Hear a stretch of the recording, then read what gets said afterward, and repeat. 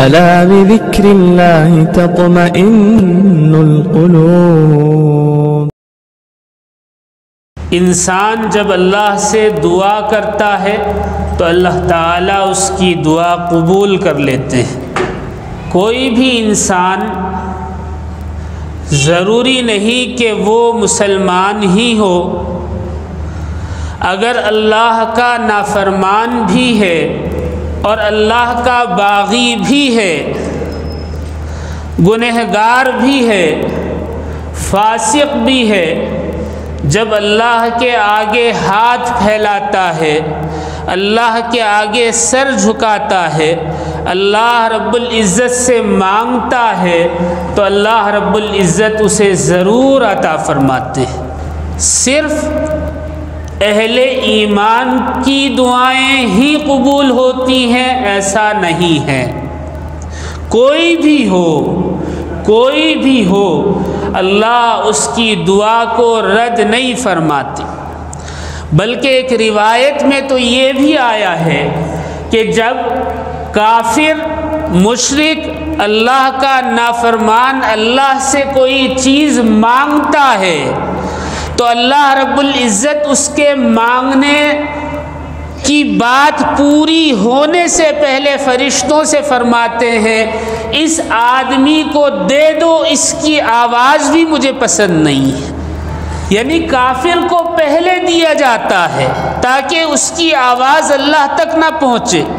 اس سے معلوم ہوتا ہے کہ اگر مومن کی دعا مؤخر ہو جائے، دیر سے پوری ہو، اس میں وقت لگے، وقت پر وہ دعا قبول نہ ہو تو یہ نہ سمجھے کہ دعا قبول نہیں ہوئی، بلکہ یہ سمجھے اللہ کو مانگنا اس کا محبوب ہے، جس کی وجہ سے اللہ رب العزت اسے موقع عطا فرما رہے ہیں کہ وہ بار بار فریاد کرے، بار بار اللہ کے آگے ہاتھ پھیلائے۔ اللہ کو اس کی آواز پسند ہے، اس کی ادا پسند ہے، اسی لیے اس کو دینے میں تاخیر کر رہے ہیں۔ مایوس نہیں ہونا چاہیے۔ امن یجیب المضطر اذا دعاہ ویکشف السوء، جب پریشان دل، اضطراب میں مبتلا، تکلیف میں مبتلا آدمی اللہ کو پکارتا ہے تو اللہ اس کی پکار بھی سنتے ہیں، دعا بھی قبول فرماتے ہیں اور اس کی پریشانی اور اس کی تکلیف دور فرما دیتے ہیں۔ لیکن کافر کے مقابل مومن کے لیے دعا کے کچھ آداب ہیں، اگر وہ آداب کا خیال نہ رکھا جائے تو دعا جلدی یا بدیر قبول تو ہوتی ہے، لیکن آدمی یہ سمجھتا ہے کہ شاید میری دعا قبول نہیں ہو رہی۔ ضروری ہے کہ انسان خاص طور پر مومن دعا کے آداب کے ساتھ دعا مانگے۔ کیا آداب ہیں؟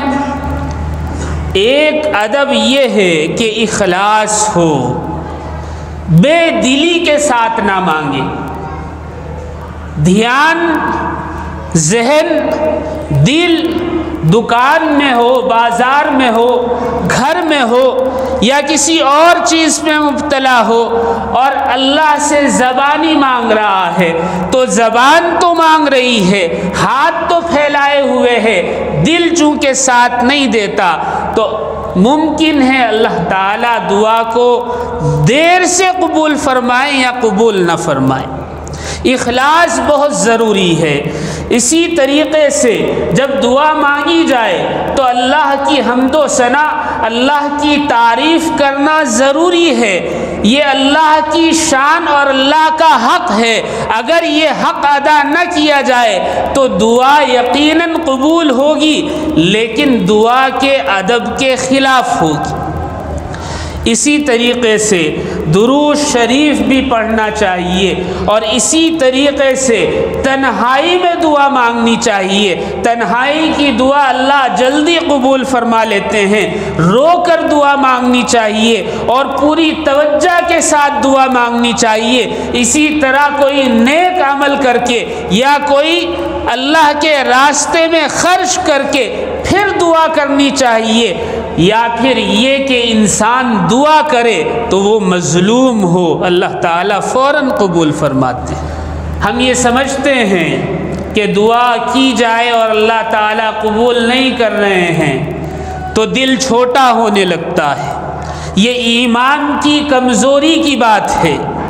اللہ رب العزت مومن کی دعا کو کبھی رد نہیں فرماتے۔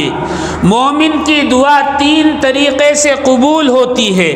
ایک یہ کہ وہ مانگے اللہ تعالیٰ فوراً عطا فرما دے، یہ ایک طریقہ ہے، اور دوسرا طریقہ یہ ہے کہ مومن مانگے لیکن اللہ تعالیٰ اس دعا کے بدلے اس پر سے مصیبت کو، بلا کو، عذاب کو ٹال دیں، اور اس کو جو آنے والی مصیبت یا عذاب ہوتا ہے اس میں مبتلا نہ فرمائے، یعنی دعا کا بدل یہ ہوتا ہے کہ مصیبت ٹال دی جاتی ہے، یہ بھی قبولیت کی ایک شکل ہے۔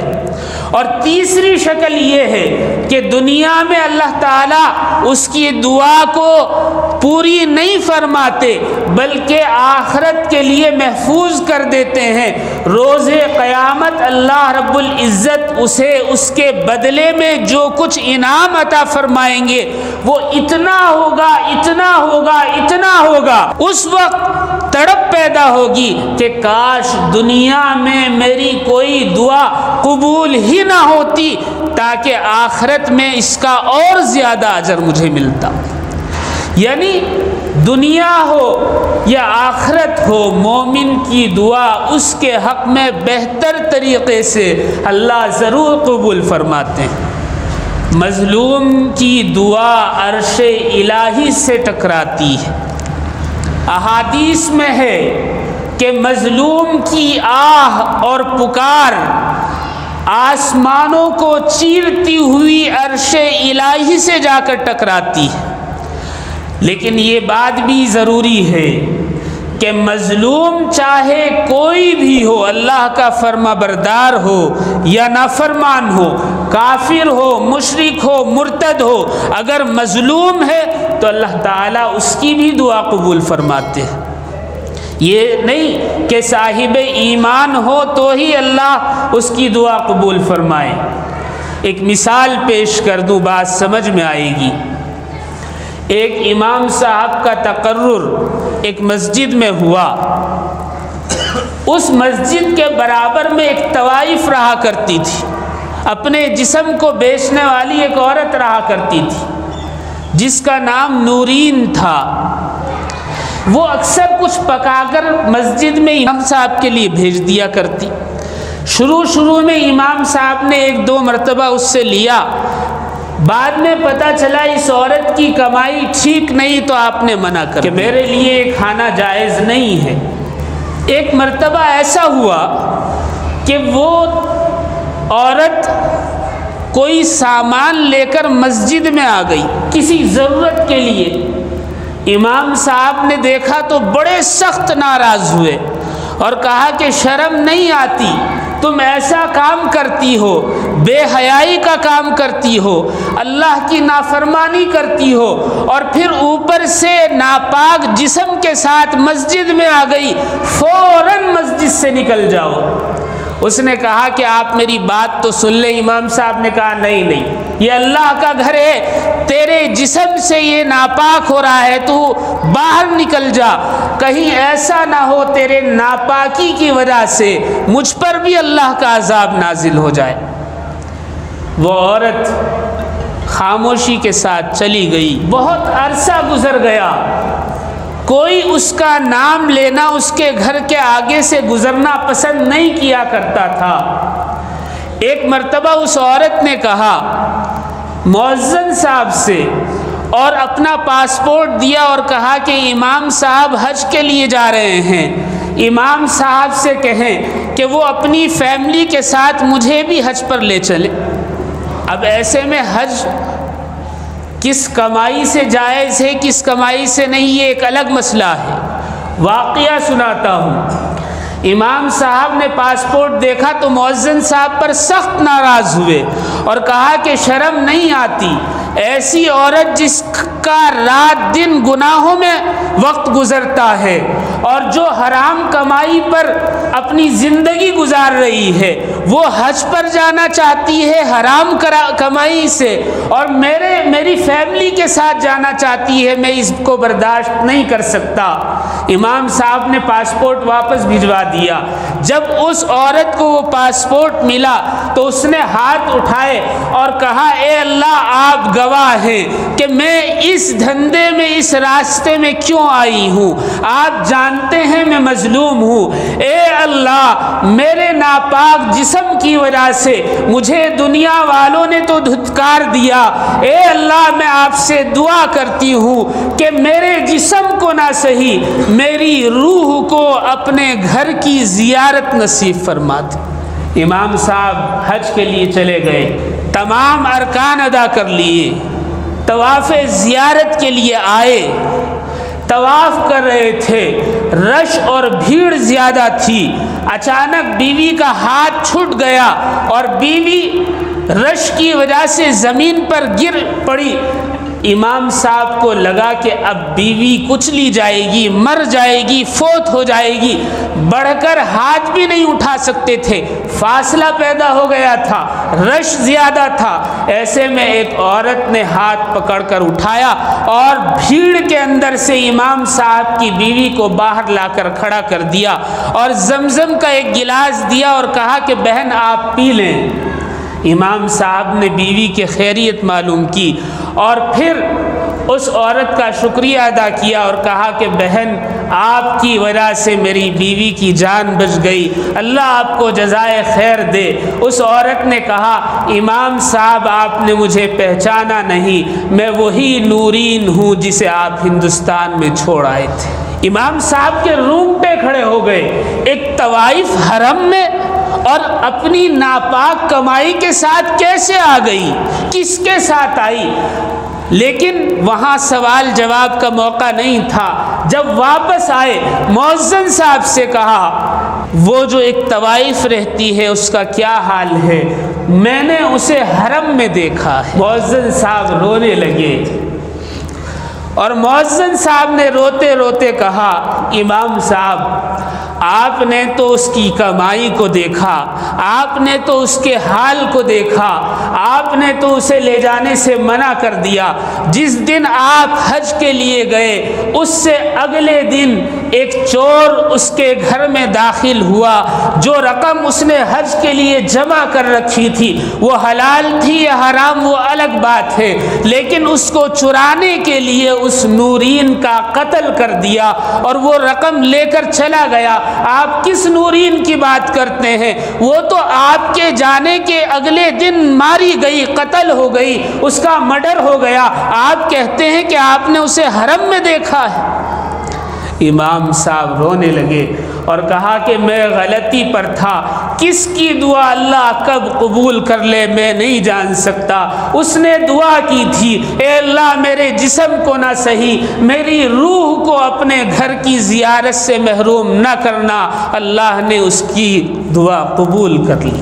کوئی کیسا بھی ہو، اس کا ایمان صحیح ہے یا نہیں ہے، اعمال صحیح ہیں یا نہیں ہیں، اگر وہ مظلوم ہے اخلاص کے ساتھ اللہ سے دعا کرے، اللہ اس کی دعا کو رد نہیں فرماتا۔ لیکن جو عقل رکھتا ہو، سمجھ رکھتا ہو، ایمان درست ہو اور پھر وہ دعا کے آداب کے خلاف جائے، شریعت کے خلاف جائے، تو اللہ تعالیٰ اس کی دعا کو قبول کرنے میں تاخیر کرتے ہیں، لیکن دعا بہرحال قبول ہوتی ہے۔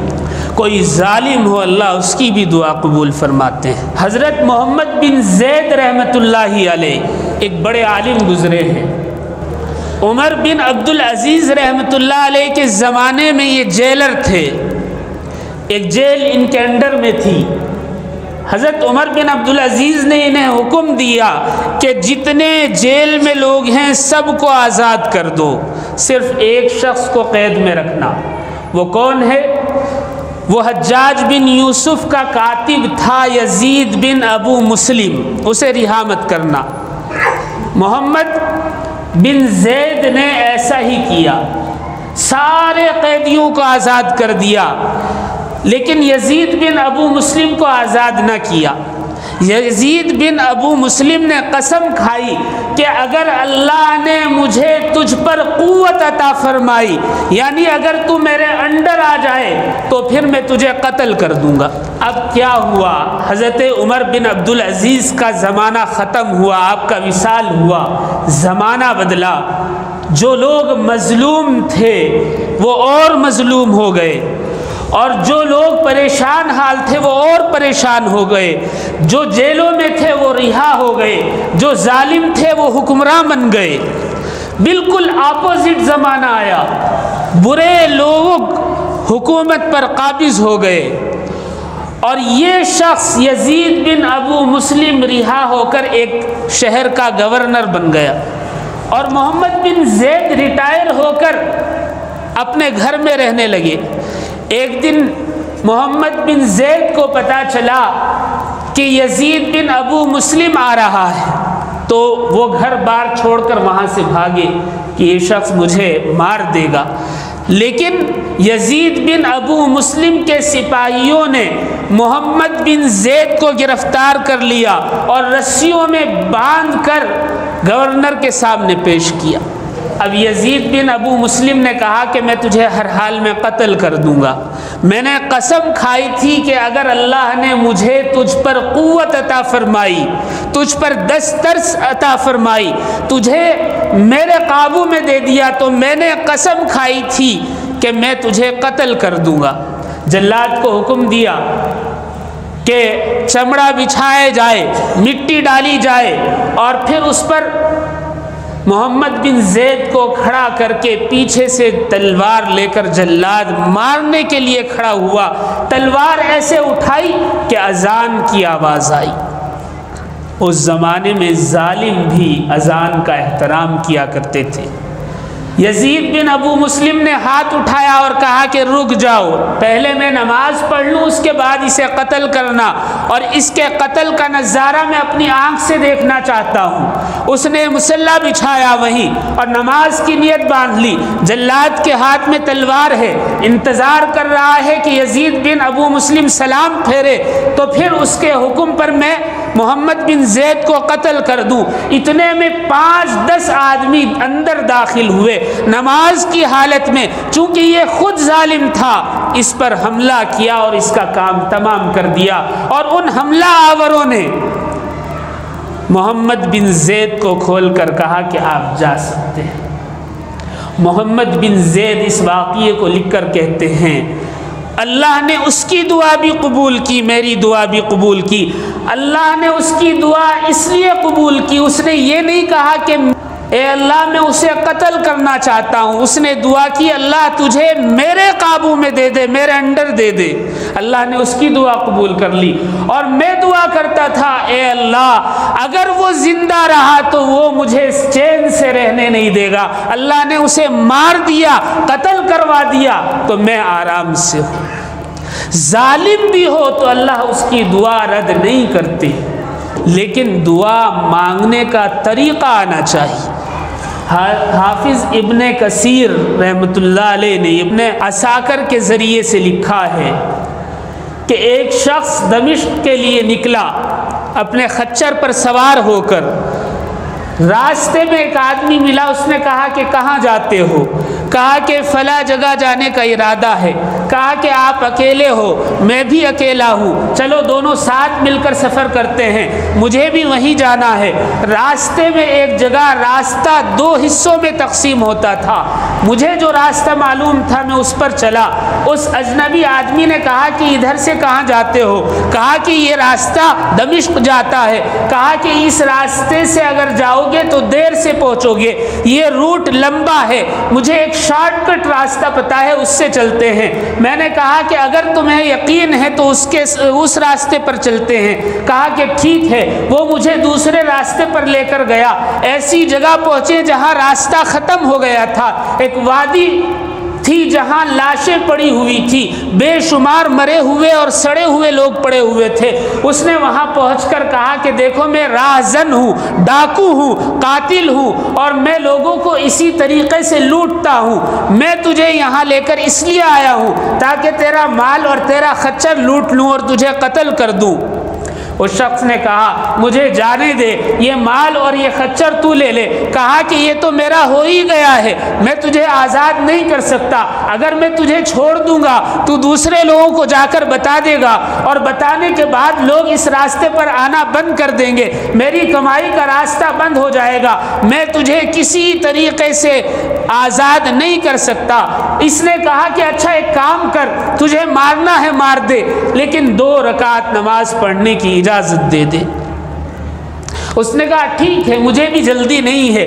نماز کے لیے اس نے مصلی بچھایا، اور سورہ فاتحہ کے بعد جب کوئی آیت پڑھنی چاہی، کوئی سورت پڑھنی چاہی، تو زبان سے اس آیت کے علاوہ کوئی آیت نکلتی ہی نہیں تھی۔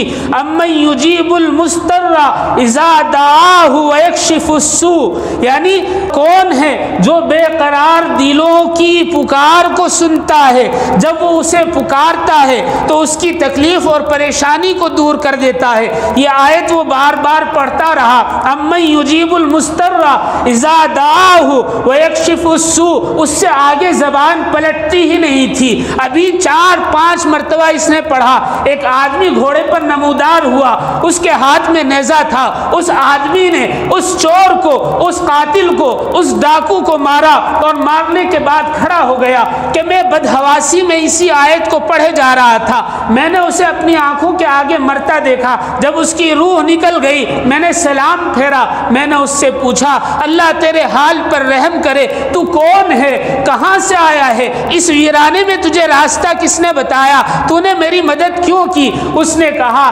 میں نے تیری مدد اس لیے کی کہ تو نے اس کو پکارا جو پریشان اور مضطرب دلوں کی پکار سنتا ہے، میں چوتھے آسمان سے تیری مدد کے لیے آیا ہوں۔ اللہ اکبر۔ اللہ رب العزت پریشان دلوں کی، تڑپنے والے دلوں کی، آہو زاری کرنے والے دلوں کی، اخلاص کے ساتھ مانگنے والے دلوں کی بات ہر حال میں پوری فرما دیتے۔ لیکن اللہ سے مانگنا تو آئے۔ ڈاکٹر احمد نام کے ایک ڈاکٹر، ہارٹ اسپیشلسٹ، سعودی عرب میں رہتے ہیں، ریاض کے اندر۔ ایک مرتبہ ان کو ایک پروگرام میں جانا تھا جہاں ان کو ایوارڈ اور شیلڈ دی جانی تھی، ان کا اعزاز کیا جا رہا تھا، وہ پورا کا پورا پروگرام انہی کے اعزاز میں تھا۔ لیکن اچانک اطلاع ملی پلین کو ایمرجنسی لینڈنگ کرانا پڑ رہا ہے۔ ابھی ریاض سے چلے ہی تھے کہ ایمرجنسی لینڈنگ کے لیے کسی جگہ جہاز کو اتار دیا گیا۔ انہوں نے ایئرپورٹ والوں سے شکایت کی، انہوں نے کہا کہ ہم مجبور ہیں موسم کی وجہ سے، آپ اگر جانا چاہتے ہیں تو ایئرپورٹ سے کار لے لیں اور اس کار کے ذریعے بائی روڈ چلے جائیں۔ ڈاکٹر احمد نے کار لی اور بائی روڈ سفر شروع کر دیا۔ 4 گھنٹے کا راستہ تھا، راستے میں اچانک موسلا دھار بارش اور طوفان شروع ہو گیا۔ عرب ریگستانوں میں جب طوفان آتا ہے تو ہر طرف اندھیرا چھا جاتا ہے، سورج کی روشنی ختم ہو جاتی ہے، ریت اور بالو اڑنے لگتا ہے۔ ایسے میں ڈاکٹر احمد کے لیے سفر کرنا مشکل ہو گیا اور راستہ دکھنا مشکل ہو گیا۔ آپ نے سوچا کہ میں کہیں رک جاتا ہوں۔ راستے کے کنارے ایک بستی نظر آئی، گاڑی وہاں موڑی اور لے جا کر وہاں گاڑی کھڑی کی، ایک دروازے پر دستک دی اور کہا کہ ہے کوئی جو میری مدد کر سکے، اس طوفان سے مجھے بچا سکے؟ اندر سے ایک بوڑھی عورت نکلی اور کہا کہ اندر آ جاؤ۔ ڈاکٹر احمد اندر داخل ہوئے۔ موسم کی وجہ سے حالت خراب تھی، پانی پیا، وضو کیا، عشاء کی نماز پڑھی، رات کا وقت تھا۔ اس بوڑھی عورت نے کہا کہ کچھ کھا لو، جو کچھ تھا پیش کیا، اور پھر اس بوڑھی عورت سے ڈاکٹر احمد بات کرنے لگی کہ میرا جانا بہت مشکل تھا، لیکن مجھے یہی پتہ نہیں کہ میں کس بستی میں آ گیا ہوں۔ اس بوڑھی نے کہا کہ بیٹا جہاں رزق ہوتا ہے انسان وہاں پہنچ جاتا ہے۔ ڈاکٹر احمد نے کہا کہ آپ نے میری مدد کی، میں اس پر شکریہ ادا کرتا ہوں۔ بوڑھی عورت نے کہا کہ آپ شکریہ ادا نہ کریں، آپ مسافر ہیں، مسافر کی دعا اللہ تعالیٰ قبول فرماتے ہیں، ایک احسان کر دیں اور میرے لیے دعا کر دیں کہ میرا پوتا بیمار ہے، اللہ اسے صحت عطا فرماتے۔ ڈاکٹر احمد نے کہا کہ کیا ہوا؟ کہا کہ اسے ہارٹ کا کچھ پرابلم ہے، میرا بیٹا اور بہو کا انتقال ہو گیا، شوہر پہلے ہی فوت ہو گیا تھا، اب یہ ایک پوتا ہے جس کی عمر 8 سال ہے، لیکن اس کو ہارٹ کی کوئی ایسی بیماری ہے جس کا علاج میرے اختیار میں نہیں ہے۔ بہت سارے ڈاکٹروں کو دکھایا، سب نے کہا کہ اگر ڈاکٹر احمد کو دکھا سکو تو ہو سکتا ہے اس کا علاج ہو جائے، بیٹا آپ میرے پوتے کے لیے دعا کر دیں۔ ڈاکٹر احمد رونے لگے اور کہا کہ ماں، اللہ نے آپ کی دعا قبول کر لی کہ ایمرجنسی لینڈنگ ہوئی، میں نے کار سے سفر کرنا چاہا، طوفان آ گیا، بارش آ گئی، اور جس بستی میں پہنچا وہ بھی آپ ہی کی بستی تھی، اور جس گھر پر دستک دی وہ بھی آپ ہی کا گھر تھا۔ اللہ نے آپ کے بیٹے کے لیے میرے پروگرام کو منسوخ کر کے، ملتوی کر کے اور ڈسپیچ کر کے مجھے آپ کے پوتے کے علاج کے لیے بھیجا ہے۔ اللہ دلوں سے نکلنے والی دعاؤں کو ضرور قبول کرتے ہیں۔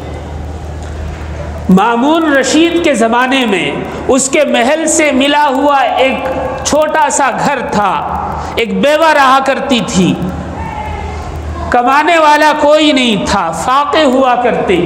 تہجد کے وقت ماں نے ہاتھ اٹھائے اور دعا کی، اے اللہ میں تیرے آگے اپنے بچوں کی بھوک کے لیے بھیک مانگتی ہوں، اے اللہ ان کے کھانے کا انتظام فرما دے۔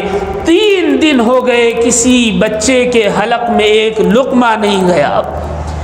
اچانک دستک ہوئی، دروازہ کھولا، مامون رشید اپنے سپاہیوں کے ساتھ کھڑا ہوا تھا اور ہاتھ میں سونے چاندی کے طباخ تھے، بہترین کھانا تھا۔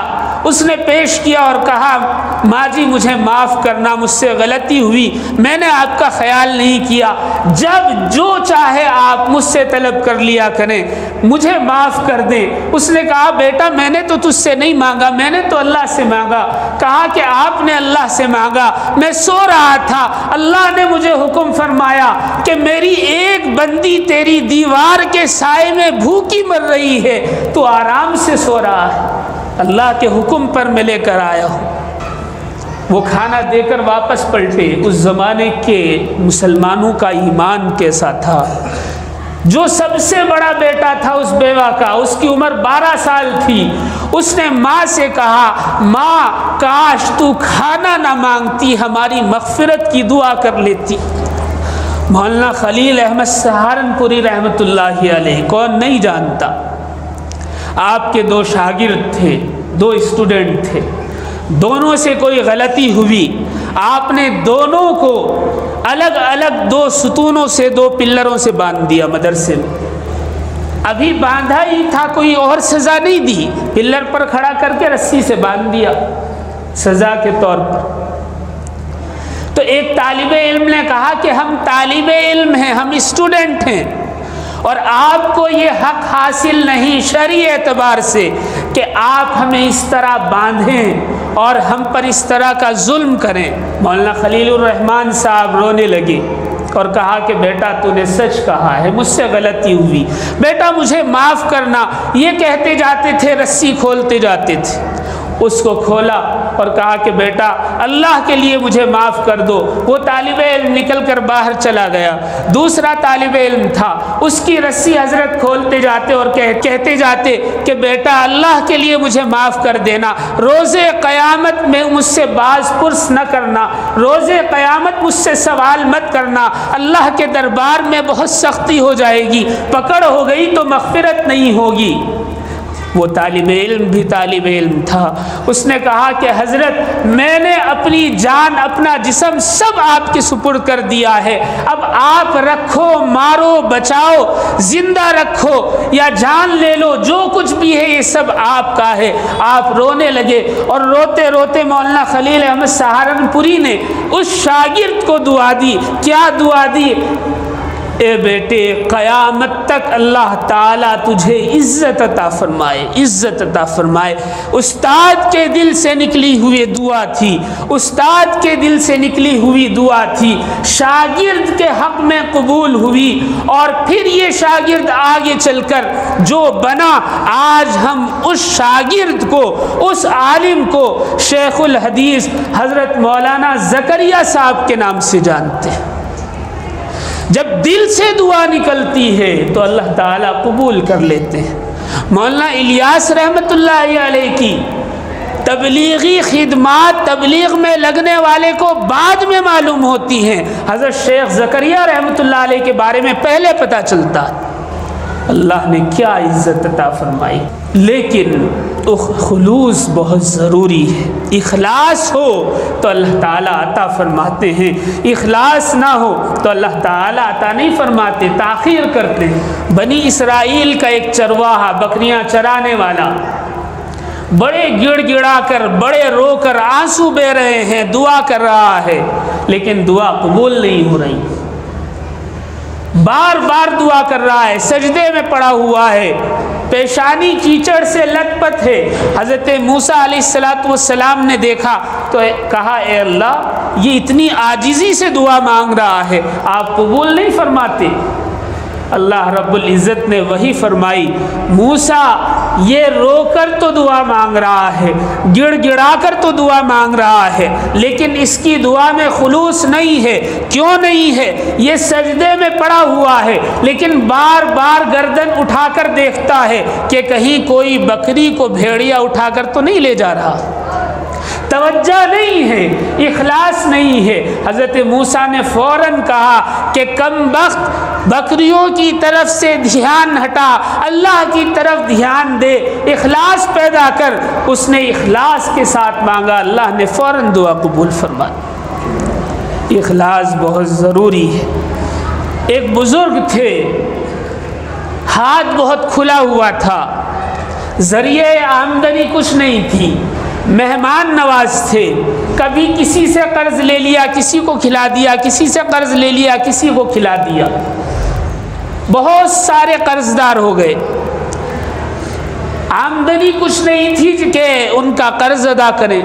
ایک دن ایک آدمی آیا, اس نے کہا کہ حضرت آپ پر میرے اتنے پیسے ہیں, آپ ادا کر دیں. کہا کہ بھائی پیسے تو نہیں ہیں, انتظام ہوگا تو دے دیں گے, بیٹھ جاؤ. وہ بیٹھ گیا. تھوڑی دیر میں ایک اور آیا, یہاں تک کہ 50 آدمی جمع ہو گئے اور سب کے سب قرض مانگنے کے لیے آئے تھے کہ آپ ہمارا قرض ادا کریں. اب حضرت کے پاس ہو تو دیں. اتنے میں ایک بچہ, چھوٹا بچہ حلوہ بیچتے ہوئے آیا گلی میں. تو حضرت نے پوچھا کون ہے؟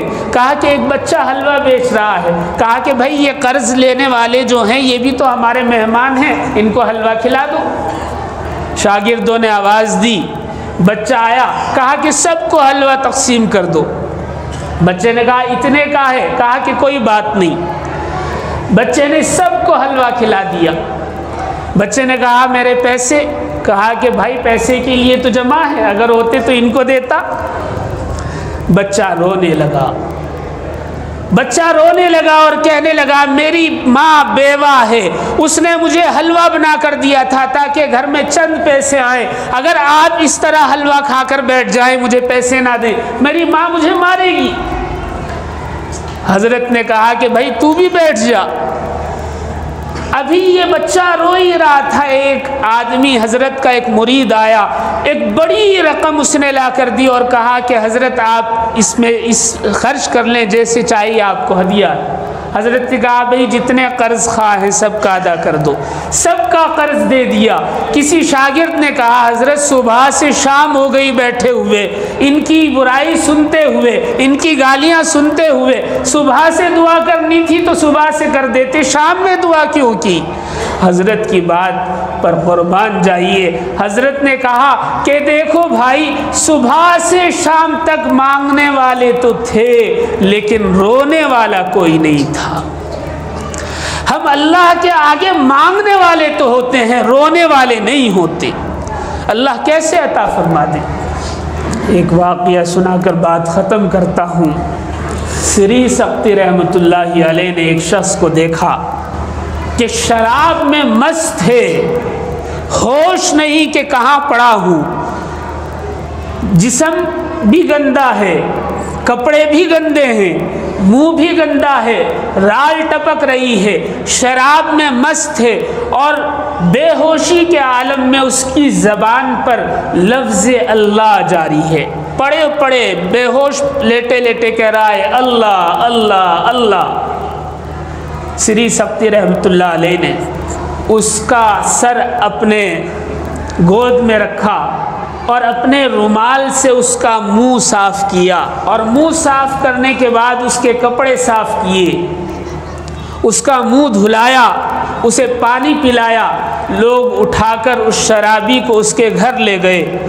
رات میں تہجد کے وقت حضرت سری سقطی رحمۃ اللہ علیہ مسجد میں داخل ہوئے تہجد پڑھنے کے لیے۔ آپ جب صف میں کھڑے ہوئے تو برابر میں دیکھا کہ وہ شرابی بھی کھڑا ہے، تو حضرت کو بڑا تعجب ہوا، کہا کہ یہ شراب میں مست، اسے تو کچھ ہوش ہی نہیں تھا۔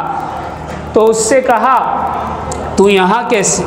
تو اس شرابی کو بھی دیکھیے، اس نے کہا جیسے آپ ایسے میں، کہا کہ میری سمجھ میں بات نہیں آتی، تو شراب میں مست تھا، تو یہاں کیسے آ گیا، بات کیا ہے؟ کہا کہ آپ نے لفظ اللہ پر حیا کی اور میرا منہ دھلایا۔ جب آپ چلے گئے تو مجھے شرم آئی کہ اب تو سری سقطی نے بھی دیکھ لیا ہے، تو کتنا برا انسان ہے۔